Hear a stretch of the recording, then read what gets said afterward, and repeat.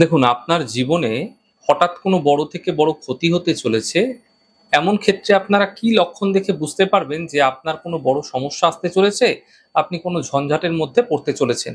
প্রথমত পুরুষ হোক অথবা নারী, যেই হোক না কেন, তাদের হাত থেকে যদি আয়না পড়ে যাচ্ছে, ভেঙে যাচ্ছে, কাঁচের কোনো বস্তু পড়ে গিয়ে ভেঙে যাচ্ছে, তাহলে জানবেন বড় কোনো সম্পর্কের অবনতি শীঘ্র ঘটতে চলেছে। এছাড়া বিবাহিত মহিলাদের ক্ষেত্রে যদি দেখা যাচ্ছে যে শাখা বারবার ধরে ঘন ঘন ভেঙে যাচ্ছে, এমনটি কিন্তু শুধু সম্পর্কের অবনতি নয়, বৈবাহিক জীবনে, সাংসারিক জীবনে বড় কোনো ক্ষতি হতে দেখা যেতে পারে। মাঝরাতে যদি দেখছেন বারবার ঘুম ভেঙে যাচ্ছে হঠাৎ, যেটা আপনার ছিলই না, আপনি স্বাভাবিক ভাবে ঘুমোতেন, কিন্তু দেখা যাচ্ছে মাঝরাতে আপনার হঠাৎ ঘুম ভেঙে যাচ্ছে, হঠাৎ হঠাৎ আপনি আচমকা উঠে বসছেন। যদি এমনটি আপনার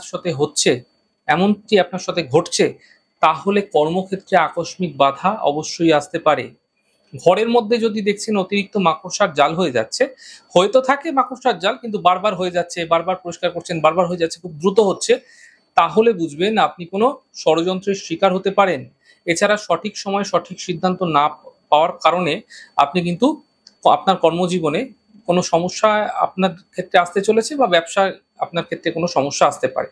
কোনো কারণ ছাড়াই ঘরের মধ্যে বাজে গন্ধ পাচ্ছেন, তাহলে জানবেন আপনার অগোচরে বা আপনার পিঠ পিছে কেউ আপনার ক্ষতি করে চলেছে, যা আপনি গুণাক্ষরেও টের পাচ্ছেন না। বিড়ালের কান্না আপনি শুনতে পাচ্ছেন, বিড়ালের কান্না তো মোটেই শুভ নয়, ভালো সংকেত নয়।